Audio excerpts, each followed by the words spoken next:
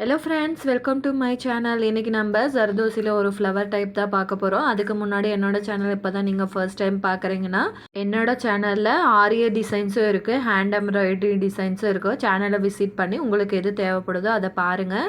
இப்போ அடுத்ததாக என்னென்ன மெட்டீரியல்ஸ் வந்து யூஸ் பண்ணியிருக்கோன்ற பார்க்கலாம். சம்கி, கட் பீடு, ஜர்தோசி, அப்புறம் ஜர்தோசி ஸ்டிச் பண்ணுறதுக்காக 10 நம்பர் நீடில் வந்து எடுத்திருக்கேன்.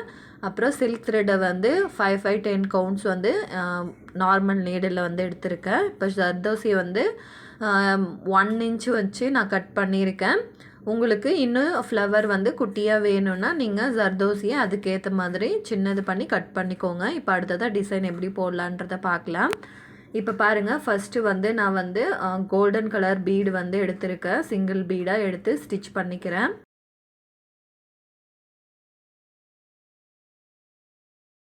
சிங்கிள் பீடுன்றதுனால நான் பீட் லாக் மெத்தடை வந்து யூஸ் பண்ணியிருக்கேன்.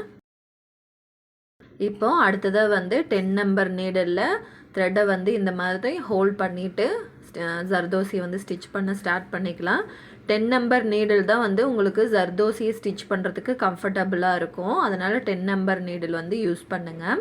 இப்போ அடுத்ததாக பாருங்கள், நீடில் இந்த மாதிரி கீழே இன்சர்ட் பண்ணிவிட்டு கரெக்டாக அந்த லேசி டேசி ஷேப் வந்து நமக்கு கரெக்டாக வர்ற மாதிரி நம்மளோட ஃபிங்கரை யூஸ் பண்ணி இந்த மாதிரி ஸ்ட்ரைட்டாக இருக்கான்னு பார்த்துட்டு அப்புறம் நீடில் வந்து இன்சர்ட் பண்ணுங்கள். உங்களுக்கு இந்த இடத்துல வேணும்னா நீங்கள் ஜர்தோசியை குட்டி பீஸாக கட் பண்ணியும் இந்த இடத்துல வந்து நீங்கள் ஸ்டிச் பண்ணிக்கலாம். நான் வந்து உள்ள கட் பீட் கொடுக்கறதுனால எம்டியாக வந்து ஸ்டிச்சஸை வந்து கொடுத்துக்கிறேன்.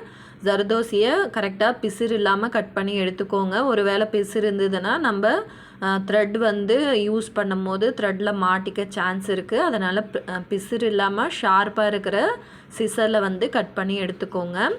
இப்போது இதே மாதிரி லேசி டேசி ஷேப்பை வந்து நான் 3 பெட்டல்ஸாக வந்து கொடுத்துக்கிறேன்.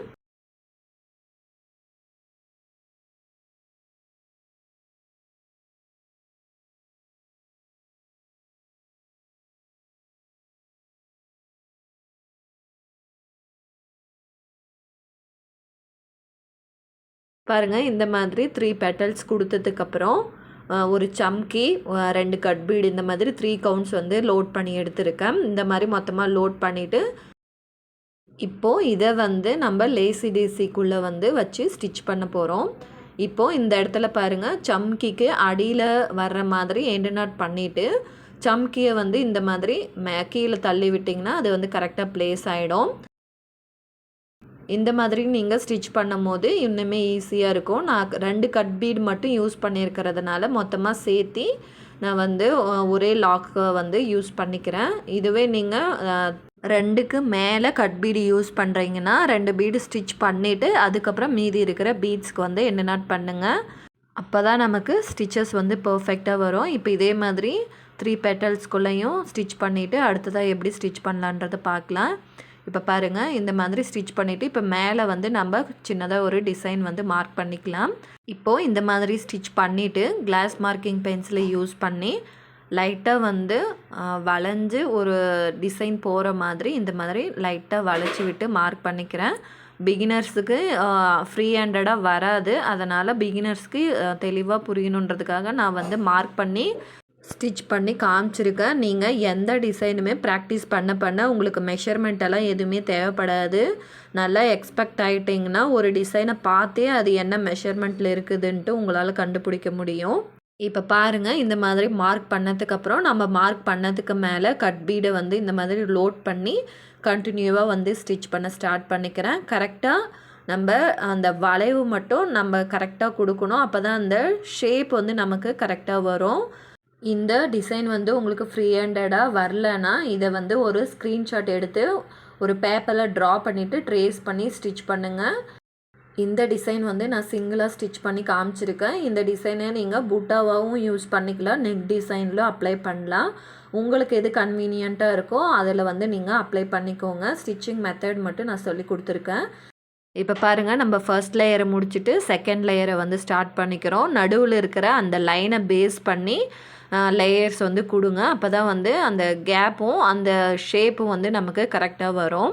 இப்போது இந்த இடத்துல பாருங்கள், அடுத்து சிங்கிள் பீடாக கொடுத்துக்கிறேன். நம்ம எவ்வளோ வரைக்கும் ட்ரா பண்ணியிருக்கோமோ அது வரைக்கும் எத்தனை பீட் வருதோ அத்தனை பீடு வந்து ஸ்டிச் பண்ணி இந்த மாதிரி எண்டு நாட் பண்ணிக்கோங்க. ஒவ்வொன்றுத்துக்கும் தனித்தனி எண்டு நாட் வந்து யூஸ் பண்ணுங்கள்.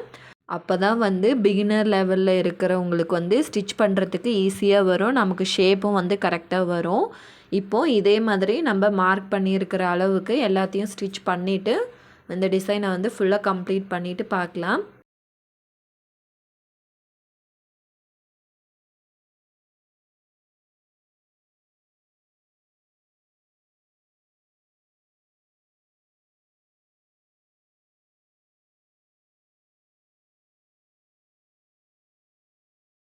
இப்போ பாருங்கள், ஃபுல்லாக கட் பீடை வந்து ஸ்டிச் பண்ணி ஃபினிஷ் பண்ணிட்டோம். இப்போ அடுத்ததாக வந்து இந்த மாதிரி சில்க் த்ரெட் வந்து லோட் பண்ணி வச்சுருந்தோம்ல, அந்த சில்க் த்ரெடை வந்து அந்த எட்ஜில் வர்ற மாதிரி கீழே ஒரு சம்கி வச்சு அது மேலே வந்து நம்ம இப்போ குட்டியாக வந்து ஒரு ஃப்ரெஞ்ச் நாட் வந்து கொடுக்க போகிறோம். கரெக்டாக அந்த எட்ஜிலேருந்து கரெக்டாக வெளியில் போகிற மாதிரி கேப் இல்லாமல் ஸ்டிச் பண்ணுங்கள்.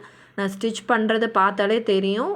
அந்த கட் பீடுக்கும் சம்கிக்கும் இடையில எந்த கேப்பும் வராத மாதிரி வச்சு ஸ்டிச் பண்ணுங்கள். அப்போ தான் வந்து நமக்கு அந்த ஃப்ளவரோட ஃபினிஷிங் வந்து கரெக்டாக வரும். நீங்கள் ஃப்ரெஞ்ச் நாட் யூஸ் பண்ணும் போது த்ரெட்டை வந்து லைட்டாக ரொட்டேட் பண்ணி விட்டு இந்த மாதிரி கீழே போகிற வரைக்கும் த்ரெட்டை பிடிச்சிட்டு கீழே விடணும். பிசிறு வராமல் கரெக்டாக ஃபினிஷிங் வந்து நீட்டாக கொடுங்க. ஒவ்வொரு ஸ்டிச்சஸுமே நான் எப்படி ஸ்டிச் பண்ணியிருக்கிறேன்றதை நீங்கள் நல்லா கவனித்து பார்த்தீங்கன்னாவே தெரியும். த்ரெட்டை எப்படி கீழே விடுறேன், அந்த சம்கியிலேருந்து எப்படி வச்சு எடுக்கிறேன் அப்படின்றத வீடியோவை டீட்டெயிலாக பாருங்கள். கரெக்டாக இந்த மாதிரி பிசிறு வராமல் மீதி இருக்கிறதையும் ஸ்டிச் பண்ணிவிட்டு பார்க்கலாம். இப்போ பாருங்கள், ஃபுல்லாக ஸ்டிச் பண்ணிட்டோம். இந்த டிசைன் வந்து எப்படி ஸ்டிச் பண்ணணுன்றது உங்களுக்கு ஈஸியாக புரிஞ்சிருக்கும்னு நினைக்கிறேன். வேறு யாருக்காவது யூஸ்ஃபுல்லாக இருக்கும்னு நினச்சிங்கன்னா மறக்காமல் அவங்களுக்கு ஷேர் பண்ணுங்கள். இந்த வீடியோ பிடிச்சிருந்தா ஒரு லைக் பண்ணிவிட்டு சேனலை சப்ஸ்கிரைப் பண்ணிக்கோங்க. ஓகே ஃப்ரெண்ட்ஸ், தேங்க்ஸ் ஃபார் வாட்சிங்.